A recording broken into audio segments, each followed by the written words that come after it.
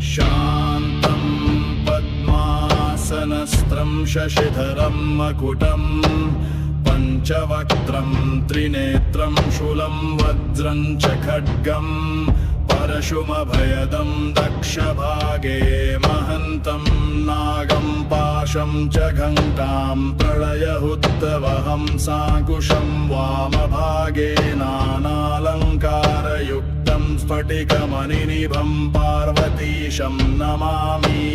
प्रणम्य शिरसा देवं स्वयम्भुपरमेश्वरम् एकं सर्वगतं देवं सर्वदेवमयं विभुम् रुद्रवरमप्रवक्ष्यामि अङ्गप्राणस्य रक्षये अहोरात्रमयं देवं रक्षार्थं निर्मितं पुरा। रुद्रो